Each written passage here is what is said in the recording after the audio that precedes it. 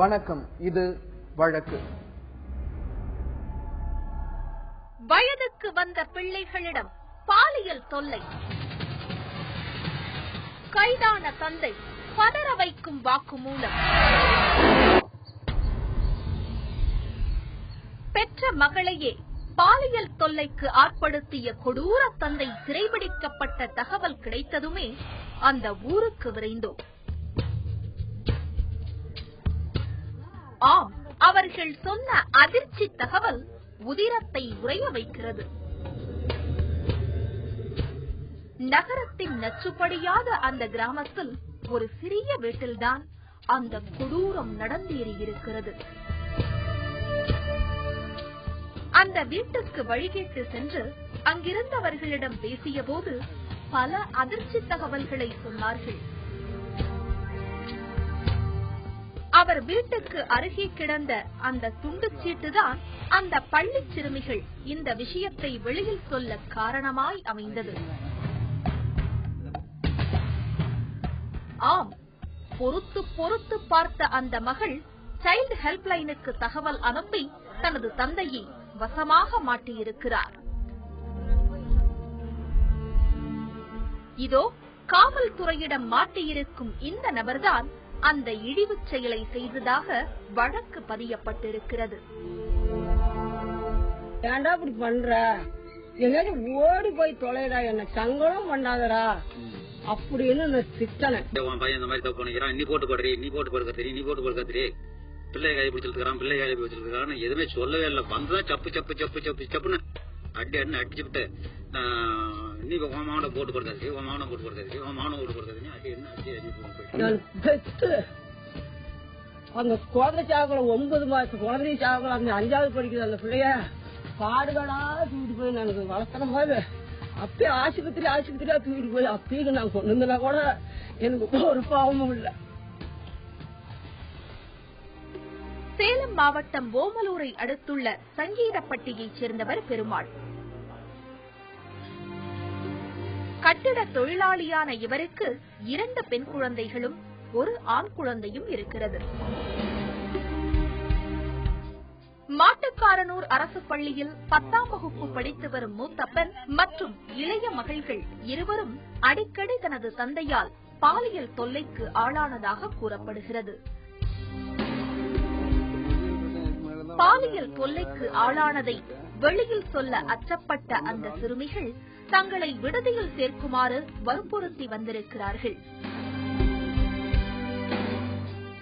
இந்த நிலையில் அவர்களை விடுதியில் சேர்க்காததால் பொறுத்து பொறுத்து பார்த்த அந்த சிறுமிகள் ஒரு கட்டத்தில் அந்த அதிர்ச்சி தகவலை வெளியில் சொல்ல ஊரே அதிர்ந்து கிடக்கிறது. தற்போது அது வந்து யாரையும் பிடிச்சி ஹாஸ்டல்ல சேரணும்னு டீச்சர்களை பள்ளிக்கூடம் மூலியமா அங்க வர சொல்லி பள்ளிக்கூடத்து ஸ்கூல்ல இருந்து இங்க வீட்டுக்கு கூட்டிட்டு வந்து இந்த மாதிரி நான் ஆஸ்பத்திரிக்கு போறாயா அப்படிங்க கேட்கணே. நாம சேர்த்துறோம்னா நீ வந்து ஆஸ்பத்திரிக்கு போறாங்கறியா அப்படிங்க. இல்ல டீச்சருங்கெல்லாம் வந்துட்டாங்க, நான் அவங்களோட போறேன் அப்படின்னு சொல்லிட்டு அந்த டீச்சருங்களும் வந்து அட்ரஸ் எல்லாம் இதெல்லாம் பத்திரிகை எல்லாம் கொடுத்துட்டு நம்ம அப்படி சந்தேகமா இருந்தா உங்க அம்மா பிள்ளைங்களை கூட்டிட்டு போகல, நான் ஆஸ்பத்திரி தான் கூட்டிட்டு போறேன், நம்ம சந்தேகமா இருந்தா போலீஸ்ல எழுதி கொடுத்தது அப்புறம் அட்ரஸ் இது போலீஸ் கூட்டிட்டு வந்து கூட எங்களுக்கு வந்து குடிச்சிங்க, இந்த மாதிரி பிள்ளை ஆஸ்பத்திரி தான் கூட்டு போறேன் இந்த அட்ரஸ் அப்படின்னு சொல்லி கொடுத்துட்டு போச்சுங்க. அப்புறம் அந்த இதை வச்சு ஸ்கூல்ல போய் கண்டுபிடிச்சு எங்க வீட்டுல போய் கேட்க பிள்ளைகளை காட்டுங்க. பிள்ளைகளாம் காட்ட முடியாது, இன்னைக்கு இல்ல நாளைக்கு இல்ல, நாளைக்கு வா, நாளைக்கு வா, இன்னைக்கு வா, வெள்ளிக்கிழமை வா அப்படின்னு சொல்ல வெள்ளிக்கிழமை போய் காட்டுறதுக்கு இல்லம்மா எல்லாம் மேட்டைக்கு இன்னைக்கு பார்க்க முடியாது, நான் 4 நாள் கழிச்சு வா அப்படின்னு வந்துட்டு சொல்லிட்டாங்க. அவர் வந்துட்டு வந்தோன்னு தான் போலீஸ் விடிய காலத்துல இந்த மாதிரி பையன் தப்பு பண்ணிக்கிறோம் வாடன்னு 5 மணிக்கு கூட்டிட்டு போயிட்டாங்க ஸ்டேஷனுக்கு. ஸ்டேஷன் கூட்டிட்டு போய் தான் அந்த விவரமெல்லாம் எங்கிட்ட சொன்னாங்க போலீஸ். நடந்திருக்க மாட்டான்னு எனக்கு மனுஷாசி ஒத்து அடிச்சுக்குது. அதுக்கு மேல நீ கும்பரசாமி தான் தெரியும், எனக்கு தெரியாது சாமி. 9 வருடங்களுக்கு முன்பு மனைவி தீ வைத்துக் கொண்டு தற்கொலை செய்து கொண்ட நிலையில் தந்தையின் அரவணைப்பில் வளர்ந்து வந்த அந்த பள்ளி சிறுமிகள் தனது தந்தையின் சில்மிஷத்தால் நிலைகுலைந்து போயிருக்கிறார்கள். இந்த சம்பவம் குறித்து பெருமாளின் தாய் தந்தையிடம் கேட்டோம். ஒரு 40,000 வாங்கி ஓட்ட வித்து கொடுத்து குடிச்சுட்டு சாப்பிட்டு திருப்பி அவங்ககிட்ட காசுக்கு வந்தோம். இல்லன்னு துரத்தி அடிச்சு ஒரு அடியில நான் ஆளை மூக்குலி வாயிலே ரத்தம் வந்துச்சு. பிறகு அவங்க ஆடு மேய்ச்சிட்டு இருக்கும்போது 1 வருஷம் ஆகி போச்சு. அதை வந்து அவங்க வரவே இல்லை. வெளியில ஓடி போயிட்டோம். கேரளா சைடு போயிட்டோம். கேரளா சைடு போய் நாங்க 10 வருஷமா அந்த சைடு தந்தோம். கேரளா சைடு போய் அங்கேயே ஒரு பொண்ணு பார்த்து கட்டி தொலைட ஆரம்பிச்சேன். அங்க வந்து என்ன கொள்ளாதுன்னு பேசினேன். இல்ல நீங்க பார்த்து பண்ணுங்க அப்படின்னு சொன்னோம். நானும் எத்தனையோ ஈரோட்ல இருந்து தாரமாவளத்துல வரைக்கும் குறவாடி சேர்ந்தா 5 ரோடு வரைக்கும் நான் வண்டி பார்த்துருந்தேன். சாமி ஒரு நாள் எனக்கு 1.5 லட்ச ரூபா வச்சிருக்கானா ஒரு வீட்டு பட்டாவெல்லாம் காண்டவுட்ல கொதல் வச்சு இருக்கிறேன். இல்லடா சாமி குடிக்காத, குடிச்சுன்னா அதுல கொண்டு போய் எங்க நிறுத்தணும் ஓம்பளைங்களும் ஆஸ்தி கொண்டு போகணும். உன் பெரிய ஒத்தையா ஒரு நிக்கிறா துணி தைக்கிறான். அவங்களோட போன வருஷம் கூட சொன்னேன், சாமி என்னால முடியல ஒரு ஆஸ்தி சேர்த்து கொடுங்கடா, உங்களுக்கே தெரியலடா நான் படுற கஷ்டம் அப்படின்னு தான் நாங்க எங்கேயோ அழுந்து நான் போராடணும். தனது மகன் பெருமாள் இதுபோன்று செய்திருக்க வாய்ப்பில்லை என்பதே அவரது பெற்றோரின் வாதம். அங்கு என்னவெல்லாம் நடந்தது என்பதையும் சொன்னார்கள். எதுவும் இல்லப்பா, நல்லா எதுவும் செய்யல, பிடிக்கல அப்படிமா. போன மாசம் இந்த மாதிரி அம்மா கடை சண்டைக்கு வரான்னு அடிச்சு மண்டை கோட்டை உடச்சு பள்ளிக்கூடத்துல ஆஸ்பத்திரியில உடம்புலாம் நல்லா சேர்த்து போயிடுவான், தண்ணி இழுத்துக்கிட்டு சேர்த்து போயிடுவான் அப்படின்னு கொண்டு போய் ஆஸ்பத்திரியில சேர்த்து 1 மாசம் ஆஸ்பத்திரியில கிடைச்சி. அப்புறம் இப்ப ஒரு 6 மாசமா கூட்டிட்டு வந்து நல்ல ஒரு உடம்பு நல்லா இருந்தோம். கொண்டாந்துங்க இருந்தோம். அப்புறம் சீக்கிரம் வரைக்கும் கொத்து வரைக்கும் சீக்கிரம் வரைக்கும் போவான் வருவான். தண்ணி போடுற பழக்கம் விட்டு என்னால முடியலப்பா, வேலை அளப்புக்கு அது தண்ணி போட்டுக்கிட்டு அப்படின்னா பிள்ளைங்க தான் அங்க தெரியுது இங்க தெரியுது பாரு குடிச்சு அடிச்சு கொடுப்பான். அந்த பிள்ளைங்க பயந்துகிட்டு ஓடியாந்துருக்கேன். அப்புறம் பார்த்தா ஓடியாந்துருக்கு. வீட்டுல சோத்த வாக்க அதாக்கு துணியில துவைச்சு போடல, வீட்டுல சுத்தம் வைக்கல அப்படிமா. அப்புறம் உடனே சாமானுங்க குப்பை அப்படியே கிடக்கும். எப்படா இப்படி கிடக்குதா அப்படின்னு வாதையில பிடிச்சி படம் ஆட்டி குடிக்காதவா ஒரு இடத்துக்கு போனா குடிக்காத வரணும், அது என்னன்னு நம்ம தெரிஞ்சுக்கணும் அப்படின்னு இவன் கொடைச்சி கிராசு கேளு கேப்பாங்க வேணா ஃபுல்லா போதனை வந்தான் சொல்லல. அங்க வந்தான். அப்புறம் விடுங்க ஞாயிற்றுக்கிழமையா இங்கதான் அந்த இலவுக்கு நாங்க இங்கேயும் போனோம். அன்னைக்கு ஞாயிற்றுக்கிழமை இங்கேயும் இலவுக்கு போயிட்டு அங்க ருக்கு பாஸ்கர் அங்க அம்மா சேர்த்தது அவரு வேணும்ல அங்கேயும் போயிட்டு நான் இங்கேயும் இருந்துகிட்டேன். இவன் வந்து ஊருக்குள்ளேயே இருந்துகிட்டான், இங்கேயும் இருந்துகிட்டான். அப்புறம் நான் திங்கக்கிழமை போகும்போது என்ன நின்றுட்டாங்க, சேனம் போன் பண்ணீங்களா அப்படின்னு கேட்டாங்க. போன் பண்ணுங்க பண்ணோம் அப்படின்னு நாங்க கேட்டு சொல்லிட்டு சரி வெள்ளிக்கிழமை வாங்க அப்படின்னு. சரி வெள்ளிக்கிழமை போனோம். அப்புறம் என்ன பார்க்க விடல, அந்த டீச்சர் 2 பேர்த்தையும் பார்க்க விட்டாங்க. என்ன விடல, நீ போ அப்படின்னு விட்டாங்க. நான் மகன் பெருமாள் மீது சுமத்தப்பட்ட குற்றச்சாட்டுகளால் வெட்கி வேதனை சிந்தும் பெருமாளின் தந்தை கண்ணையன் கடைசி காலத்தில் இப்படியொரு அவமானத்தை சந்தித்திருப்பதை வேதனையுடன் சொன்னார். எனக்கு நம்பிக்கை பற்றிக்க மாட்டான்னு நம்பிக்கை. அடுத்த பிள்ளைக்கு தவறு செஞ்சாலும் சண்டைக்கு போறேன், பண்டிகை போட்டேன். எனக்கு நம்பிக்கை ஆண்டவன் செய்யல, என்ன கொண்டானே கொண்டானா ஆண்டவனுக்கு தாங்க தெரியும். நான் கொண்டு போய் சேர்த்தனா அப்புறம் அதுக்கு மேல உன் சௌரியத்துக்கு நீ போய் பொறுத்த அவங்க மாமட்டா இருக்கிறாங்களா அவங்கள கூட கூட்டி போய் வச்சு சேர்த்துக்க. நான் 3 வருஷம் அவனை வளர்த்தி விட்டாரு, படிக்க வச்சுட்டேன். இதுக்கு மேல என்னால ஒண்ணும் பண்ண முடியாது சாமி அப்படின்னு. சரியாயா காடு கொத்த வராயா என்னோட போறாயா என்னையா வேலைக்கு போறன்னு கேக்குறா. நான் அந்த கொட்டால கலக்கா ஒழிக்கிறாங்க போய் கலக்கா ஒழிச்சுட்டு அடிச்சு பள்ளிக்கூடம் போனா ஒரு புக்குக்கு ஆகும் 1க்கு ஆகும். என்ன வந்து தொல்லை பண்றிய, நான் இத்தனை பேருக்கு கடை வாங்கினது உனக்கும் தெரியும். உன் கையாலே காசை கொடுத்தேன், நீ போய் இவங்கிட்ட கடன் கட்டிட்டு போறது உனக்கு தெரியும். தெரியாத விஷயம் எதுவும் இல்ல சரிங்களா, தயவு செஞ்சு இந்த பிள்ளைக்கு லீவு முடியும்ட்டு கம்முன்னு இருன்னு சொன்னேன். தந்தை இப்படி சொல்ல மகன் தவறு செய்தால் அதை தாங்களே தட்டி கேட்டிருப்போம் என ஆதங்கப்படுகிறார் பெருமாளின் தாய் சின்ன பாப்பா. நீ நான் பட்டான்னு சொன்ன உனக்கு எப்படி இருக்குன்னு என்ன திருப்பி அதே வார்த்தை கேட்டா நான் என்ன செய்யட்டும், நான் செய்யணும்னா கூட நான் என்னப்பா பண்ணட்டும். குடித்துவிட்டு அடிக்கடி பாலியல் தொல்லை செய்து வந்த தந்தையை தனது ஆசிரியர்கள் மூலமாகவே காட்டிக் கொடுத்திருக்கிறார்கள் அந்த பள்ளி சிறுமிகள். இந்த சம்பவம் ஊர்க்காரர்களையும் அதிரச் செய்திருக்கிறது. இது ஒருபுறம் இருக்க, தனது பேத்திகள் இருக்குமிடம் தெரியாமல் அல்லல் படுவதாக சொன்னார்கள் சின்ன பாப்பாவும் கண்ணையனும். பிள்ளைங்க என்ன சொல்லிச்சு ஏது சொல்லிச்சுன்னு பிள்ளைங்களும் வந்து எங்க கிட்ட எதுவுமே சொல்லல. இந்த மாதிரி அவன் செய்ய மாட்டான்னு எங்களுக்கு நம்பிக்கை உண்டு. அவன் என்ன சொல்லிச்சுன்னு தெரியல. பிள்ளைங்களும் காட்டவே மாட்டேங்கிறாங்க. இது வரைக்கும் காட்டல. நாங்க 2 பேரும் தான் போய் பார்த்துட்டோம். அப்படி அப்படிங்க இல்ல, எங்களை நேரா விட்டு பிள்ளைய எண்ணி நேரா விட்டு கேட்டுந்தா என்னன்னு விளக்கம் வரும் என்கிட்ட சொல்ல. கடைசி காலத்திலும் மகன் பேரப்பிள்ளைகளோடு சந்தோஷமாக வாழ்ந்து வந்த இருவரும் தற்போது கண்ணீரில் தத்தளிக்கிறார்கள். ஆட்டை கட்டிட்டு வரேன், வா எந்த டாக்டருக்கு போய் செக் பண்றிய பண்டிகை அப்படி நடந்துன்னா நீ அவனை என்ன செஞ்சாலும் சரி நான் ஏத்துக்கிறேன் அப்படின்னு நான் கேட்காத விட்டது மொத தப்பு, என் தப்பு. இந்த வழக்கு தொடர்பாக சூரமங்கலம் காவல்துறையினர் வழக்கு பதிந்து விசாரணை மேற்கொண்டு வருகிறார்கள்.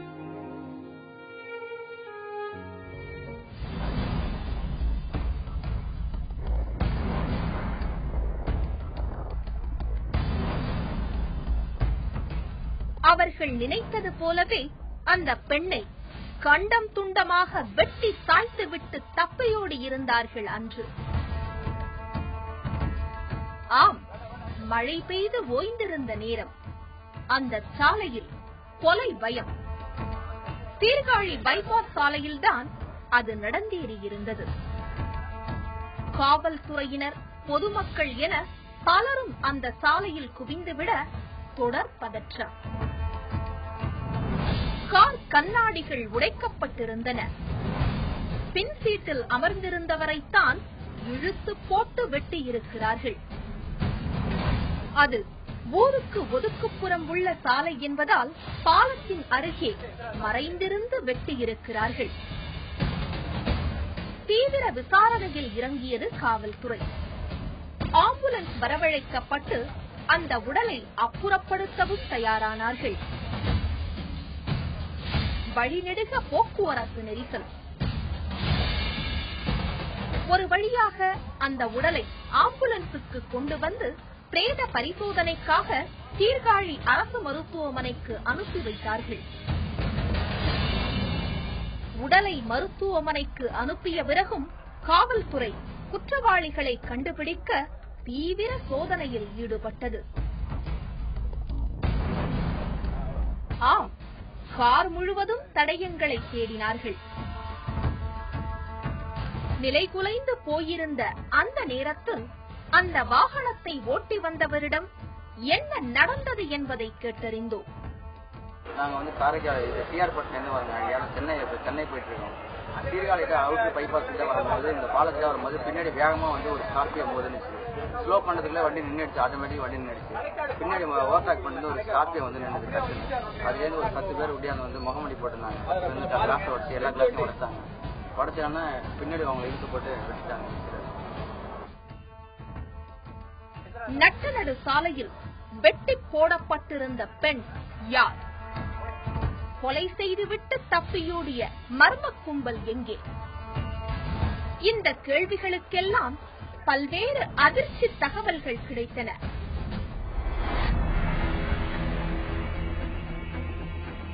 இதோ சீர்காழி நீதித்துறை நடுவர் நீதிமன்றத்தில் சிரித்துக் கொண்டு நிற்கும் இவர்கள்தான் இந்த கொலையை செய்து முடித்ததாக கூறப்படுகிறது. அவர்களிடம் விசாரணை நடத்தப்பட்ட காட்சி இது. வெகுநேரம் அவர்களிடம் விசாரித்ததில் பல்வேறு தகவல்களை சொல்லியிருக்கிறார்கள்.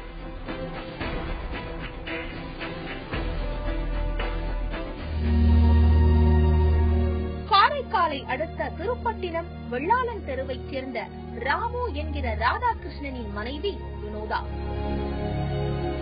பிரபல சாராய வியாபாரியாக அறியப்பட்ட ராதாகிருஷ்ணன் 2 மனைவிகளுக்கு கணவர். ஆம், வினோதா மட்டுமல்ல, எழிலரசி என்ற பெண்ணையும் 2வது திருமணம் செய்து கொண்டு வாழ்ந்தபோது இரு குடும்பத்தினருக்கும் இடையே ஏற்பட்ட பிரச்சனையில்தான் பல்வேறு கொலைகள் விழுந்திருக்கின்றன. ஜனவரி 11, 2013ஆம் ஆண்டு ராதாகிருஷ்ணன் தனது 2வது மனைவி எழிலரசியுடன் இருசக்கர வாகனத்தில் சென்று கொண்டிருந்த போது காரைக்கால் காமராஜர் சாலையில் மர்ம நபர்களால் வெட்டி கொலை செய்யப்பட்டார். இதைத் தொடர்ந்து இந்த கொலை வழக்கில் வினோதா உட்பட பலர் மீதும் வழக்கு தொடரப்பட்டிருந்தது. கணவர் இறந்துவிட்ட நிலையில் வினோதாவுக்கும் எழிலரசிக்கும் இடையே சொத்து சம்பந்தமான பிரச்சனைகள் இருந்து வர அடிக்கடி இருவருக்குள்ளும் மோதல்கள் வந்து போயிருக்கிறது. இதையடுத்து வினோதா சென்னையில் உள்ள தனது தங்கையின் வீட்டில் வசித்து வந்த நிலையில் சொத்து பிரச்சனை தொடர்பாக காரைக்காலுக்கு சென்றுவிட்டு சென்னை திரும்பிக் கொண்டிருந்த போதுதான் கொலையே நடந்திருக்கிறது. கணவர் ராதாகிருஷ்ணன் கொலை செய்யப்பட்ட போது முதல் மனைவி வினோதா மற்றும் அவரது தங்கை கணவர் ஆனந்த், ராதாகிருஷ்ணனின் நண்பர் ஐயப்பன் உள்ளிட்ட பலர் மீது வழக்கு பதிவு செய்து விசாரணை நடந்து வந்த நிலையில் ராதாகிருஷ்ணன் கொலை செய்யப்பட்ட சில மாதங்களுக்கு உள்ளாகவே அவரது நண்பர் ஐயப்பனும் வெட்டி கொலை செய்யப்பட்டார். இப்படி அடுத்தடுத்து நடந்த 2 கொலைகளில் பழிவாங்கும் படலம் தொடர்ந்திருக்கிறது. இந்த நிலையில் தற்போது நடந்த கொலை குறித்து எழிலரசியிடம் நடத்தப்பட்ட விசாரணையில் இருவருக்குள்ளும் சொத்து பிரச்சனைகள் இருந்து வந்த நிலையில் உயிருக்கும் அச்சுறுத்தல் இருந்து வந்ததால் கூலிப்படை வைத்து வினோதாவை கொலை செய்ததாக கூறியிருக்கிறார். இதில் கொடுமை என்னவென்றால், சீர்காழி பைபாஸ் சாலை வழியாக வினோதா சென்னை திரும்பிக் கொண்டிருந்த போது அவரது கார் கண்ணாடியை கொத்தியிருக்கிறார்கள். கார் நின்றுவிட கார் ஓட்டுநரும் வினோதாவின் உறவினர் ஒருவரும் உள்ளிருந்த நிலையில் அவர்களுக்கு உயிர் பிச்சை கொடுத்த அந்த கொலை கும்பல் வினோதாவை மட்டும் வெட்டி சாய்த்துவிட்டு தப்பியிருக்கிறது. சாராய வியாபார போட்டி மற்றும் சொத்து பிரச்சனையால் அடுத்தடுத்து காய் நகர்த்தி கொலைகளை நடத்தியிருக்கிறார்கள்.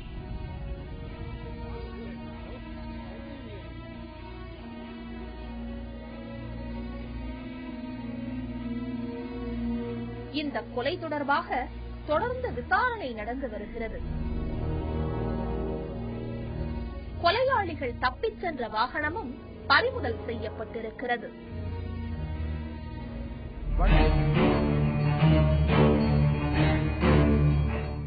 ஒரு குற்ற வழக்குல போலீசார் கைப்பற்றின சொத்தை தன்னிடம் ஒப்படைக்கணும்னு சொல்லி அவருடைய உரிமையாளர் கோருகிறார். அது சம்பந்தப்பட்ட விவகாரத்தில் சென்னை உயர்நீதிமன்றம் அந்த மனுவை தள்ளுபடி செய்திருக்கிறது. என்ன சொல்லிருது அந்த உத்தரவு? எந்த ஒரு குற்ற வழக்கிலையும் புகார் கொடுத்த பின்னர் போலீசார் வழக்கு விசாரணை செய்யறாங்க. அப்படி வழக்கு விசாரணை செய்யும் பொழுது அந்த வழக்கினுடைய சொத்துக்களை பொறுத்து அது கைப்பற்றப்படும் சூழல்ல யாரிடமிருந்து கைப்பற்றப்படுகிறது, அது என்ன வடிவத்தில் இருக்கிறது அப்படிங்கிற விஷயங்களை ஒரு மகசூலில் கைப்பற்றி அதை நீதிமன்றத்துக்கு அனுப்பி வைப்பார்கள். அப்படிப்பட்ட சூழல்ல 2 வகையான விஷயங்கள் இருக்கிறது. அதாவது ஒன்னு, அந்த வழக்கினுடைய விசாரணையின் போது இருக்கும் ஒரு கட்டம், மற்றொன்று அந்த வழக்கு விசாரணை முடிந்த பின்னர், அதாவது உத்தரவு பிறப்பிக்கப்பட்ட பின்னர் 2வது கட்டமாக இருக்கிறது. 451 CRPC அப்படிங்கிறது வழக்கு நடந்து கொண்டிருக்கும் பொழுது அந்த சொத்தினை இடைக்காலமாக ஒப்படைப்பது, யாரிடம் ஒப்படைப்பது அப்படிங்கிறதுக்கான மனு முறை. 452 CRPC அப்படிங்கிறது அந்த வழக்கு முடிவடைந்த பின்னர் அந்த சொத்தை யாரிடம் ஒப்படைக்கணுங்கிறத நீதிமன்றம் தெரிவிக்கும். அந்த அடிப்படையில் இருக்கக்கூடிய ஒரு விஷயம். இந்த சூழல்ல ஒரு நபர் ஒரு புகார் கொடுக்கிறாரு.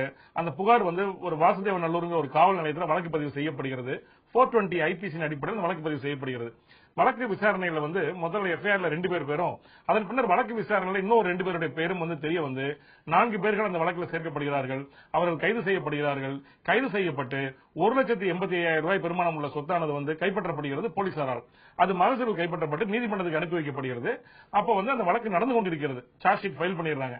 அந்த சூழல்ல அந்த புகார் கொடுத்த புகார்தாரர் ஒரு மனு ஒன்று தாக்கல் செய்யறாரு சிவகிரி ஜுடிஷியல் மேஜிஸ்ட்ரேட் கோர்ட்ல. ஏன்னா அங்கதான் அந்த எஃப்ஐஆர் இருக்கு. அப்ப அவங்க வழக்கு தாக்கல் செய்யும் பொழுது அந்த மனு தள்ளுபடி செய்யப்பட்டு விடுகிறது. அதாவது இந்த சொத்தினை ஒப்படைக்க முடியாது அப்படின்னு சொல்லி தள்ளுபடி செய்யப்பட்டு விடுகிறது. அந்த சூழல்ல அதற்கு மேலாக ஒரு சீராய்வு மனு சென்னை உயர்நீதிமன்ற மதுரை கிளையில ஒரு மேல்முறையீடு ஒரு சீராய்வு மனு தாக்கல் செய்யப்படுகிறது. நீதிபதி எஸ் நாகமுத்து அவங்க முன்னாடி. அது ஏப்ரல் 2015 3வது வாரத்தில் அந்த வழக்கு தாக்கல் செய்யப்படுகிறது. Criminal RC.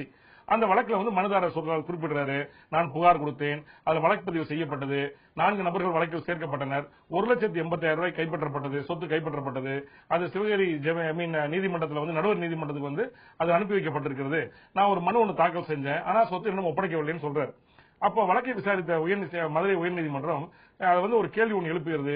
என்ன காரணத்தினால் அந்த வழக்கிலே எதிரிகள் குற்றம் சாட்டப்பட்ட நபர்களை அந்த மனுவுடைய தரப்பினராக சேர்க்கப்படவில்லை. ஏன்னா அந்த சொத்தினை பொறுத்த வரைக்கும் அந்த குற்றம் சாட்டப்பட்ட நபர்களிடம் இருந்துதான் அது கைப்பற்றப்பட்டிருக்கும் தருவாயில உரிமையாளர் அந்த சொத்தினை பொறுத்து தன்னிடம் ஒப்படைக்கணும்னு சொல்லி ஒரு மனு தாக்கல் செய்யும் பொழுது காவல்துறை மட்டும் ஒரு தரப்பினராக சேர்த்தால் பத்தாது, யாரிடமிருந்து கைப்பற்றப்பட்டதோ அந்த நபரையுமே அதுல தரப்பினராக சேர்க்கணும். ஆக இந்த முறை இவங்க எடுத்துக்கொண்ட விஷயம் சரியான விஷயம் கிடையாது. ஆகவே இந்த மனுவை தள்ளுபடி செய்கிறேன்னு தள்ளுபடி செஞ்சுட்டு மீண்டும் அதற்கான விஷயத்துல அவங்க சீராய்வு மனு ஒரு மனு 451 சிஆர்பிசி தாக்கல் செய்யணும்னா அந்த குற்றம் சாட்டப்பட்ட நபர்களையும் சேர்த்து தரப்பினராக சேர்த்து அந்த மனு தாக்கல் செய்யணும்னு சொல்லி தள்ளுபடி செஞ்சிருக்காங்க.